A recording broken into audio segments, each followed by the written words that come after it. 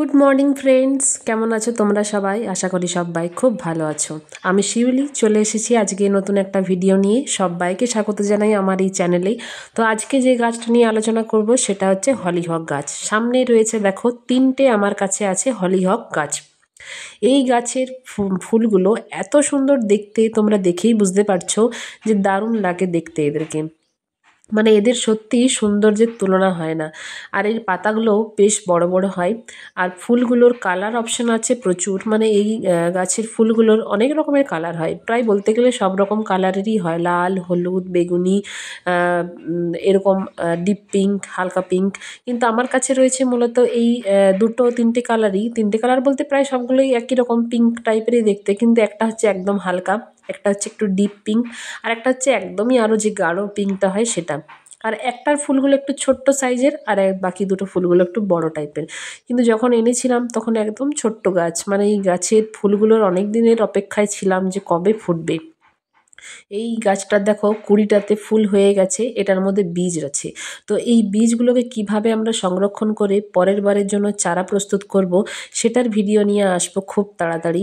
এই বীজগুলো আগে একটু শুকিয়ে যাক, তারপর এখান থেকে কিভাবে আমরা বীজ সংগ্রহ করব সেটার ভিডিও নিয়ে আসবো। তো দেখো, দেখতেই পারছো। আর প্রচুর ফুল ফোটে এগুলোতে। আর মূলত শীতকালের ফুল। এখন যদিও গ্রীষ্ম আসতেই চলেছে, মানে একদম শীতের শেষ। এখন প্রচণ্ড রোদ, মানে রোদের তাপ, গ্রীষ্ম পড়েই গেছে প্রায়। তো এই গাছগুলো মূলত শীতকালে ফুল দেয়। আর যত ঠান্ডা বাড়বে, মানে যত ঠান্ডা বেশি হয়, তত কিন্তু এই ফুলের স্থায়িত্বটা বেশি দিন থাকে। যখনই গরম পড়তে শুরু করে, তখন কিন্তু এই গরমে এই গাছের যে মানে ফুলগুলো বেশি দিন থাকে না। না হলে মোটামুটি এরা 7 দিন পর্যন্ত স্টে হয় এই ফুলগুলো। যত গরম বাড়তে থাকে তত মোটামুটি ওই 3 দিন 4 দিন মতো থেকে তারপর এই ফুলগুলো আস্তে আস্তে শুকিয়ে পড়ে। যেমন দেখো, এই নিচটাতে আমার ফুলগুলো কতগুলো শুকিয়ে গেছে। এরা আগেই ফুটেছিল, তো সেই ক্ষেত্রে আর কি। তো ভাবিনি সত্যি যে এই হলিহক গাছটাতে এত ফুল পাবো। মানে সেই কবের থেকে ফুল দিয়ে যাচ্ছে, তো প্রচুর পরিমাণে ফুল ফুটেছে। এই হলিহক গাছটা অবশ্য এই বছর নতুন করা। আগের বছর আমি মানে করেছিলাম, কিন্তু আগের বছর হয়নি গাছটা আর কি। কিন্তু এইবারে 3টে এনেছিলাম, 3টেই খুব সুন্দরভাবে হয়েছে। আর এরপর বলি যে যখন টব সিলেক্ট করবে, এই গাছটা যেহেতু একটু বড় হয়, প্রায় অনেক লম্বা হয়, তো দেখতেই পাচ্ছো। মানে আমারটার থেকেও আরও অনেক বেশি লম্বা লম্বা হয়, প্রায় 4 ফুট 5 ফুটের মতন উঁচু হয়ে যায়। তো সেক্ষেত্রে টবটা যখন সিলেক্ট করবে, একটু বড় সাইজের টবই তোমরা নেবে। যেহেতু এর পাতাগুলো একটু বড় বড় হয়, সাইজটাও বড় হয়, ফুলের লম্বা হয় অনেক বড়। তো সেক্ষেত্রে তোমরা এই টবের সাইজটা মোটামুটি 8 ইঞ্চি, 10 ইঞ্চি, 12 ইঞ্চিও নিতে পারো আর কি। তো এই গেল টবের ব্যাপার। এরপর আসি কিভাবে মাটি প্রস্তুত করবে তোমরা। তো এই হলিহক গাছ যখন প্রতিস্থাপন করেছিলাম, তোমাদের সাথে শেয়ার করেছিলাম সেটা। তাও আরেকবার বলে দিচ্ছি যে এই হলিহক গাছ কিন্তু খাবার খুব ভালো পছন্দ করে। তো সেক্ষেত্রে যখন তোমরা মাটিটা মানে তৈরি করবে, বেশি ভালো সারযুক্ত একটা মাটি তোমরা প্রস্তুত করবে। একটু হাড়কুচি, শিংকুচি, গোবর সার বা কম্পোস্ট সার যেটা হোক, একটু মিক্স সার ইউজ করে পরে তোমরা মাটিটা যদি ভালো করে প্রস্তুত করে দাও, তাহলে কিন্তু আর খুব একটা খাবার দেওয়ার দরকার পড়ে না।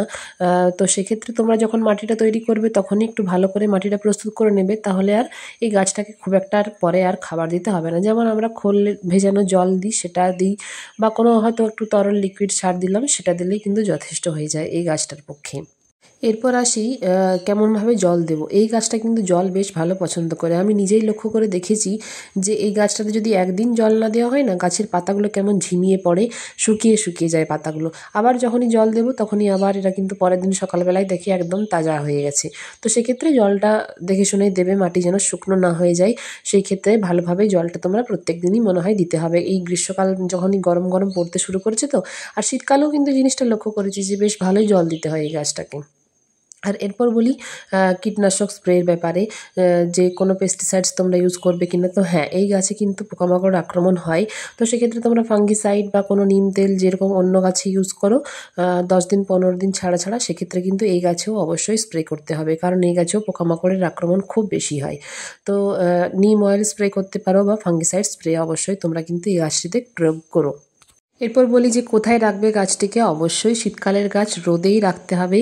মানে যেখানে একদম দিনের সর্বোচ্চ রোদ আসে 5-6 ঘন্টা, সেইখানেই কিন্তু রাখবে। তো দেখো, আমি এই ছাদেই কিন্তু গাছটাকে রেখেছি, কারণ এই ছাদেই রোদটা ভালো হয়। ব্যালকনিতে তো খুব একটা রোদ আসে না। তো সেই ক্ষেত্রেই এই ছাদেই কিন্তু গাছটিকে, মানে রোদে এই গাছটিকে রাখবে। তো এই ছিল আজকের আপডেট। আশা করি আজকের ভিডিওটা তোমাদের ভালো লেগেছে। অবশ্যই তোমরা এই বছর তো প্রায় শেষের মুখে চলে এলো, পরের বছর কিন্তু অবশ্যই তোমরা হলিহক গাছ অবশ্যই তোমাদের ছাদ বাগানে প্রস্তুত করো, মানে লাগিও। তো দেখো আজকে কিন্তু রোদ ভালো দিচ্ছে, এখন প্রত্যেক দিনই রোদ খুব ভালো দিচ্ছে। আর সব গাছগুলো কেমন আস্তে আস্তে ঝিমিয়ে পড়ছে, কারণ যেহেতু শীতের শেষ হয়ে গেল আর একদম গ্রীষ্মের শুরু, তো সেক্ষেত্রে সব গাছেরই একটু বেশ মানে যেগুলো শীতের গাছ সেগুলো তো সব মরেই যাবে, সেগুলো সব ফুল দেওয়া বন্ধ করে দেবে। কিন্তু দেখো হলিহক গাছগুলোতে কিন্তু প্রচুর পরিমাণে ফুল দিয়ে যাচ্ছে এখন, আর একদম কিন্তু সুন্দরভাবে বেড়ে উঠছে। আর হ্যাঁ, তোমরা কিন্তু এই গাছটা হেলে গেলে একটু স্টিকের সাহায্যে একে সোজা করে রেখো, কারণ এই গাছটা প্রচুর লম্বা হয়, তো সেক্ষেত্রে পড়ে যাওয়ার একটা সম্ভাবনা থেকেই যায়। তো চলো সবাই ভালো থেকো, সুস্থ থেকো। আজকের মতো এখানেই টাটা। ভালো লাগলে অবশ্যই লাইক, কমেন্ট, শেয়ার আর সাবস্ক্রাইব করে দিও।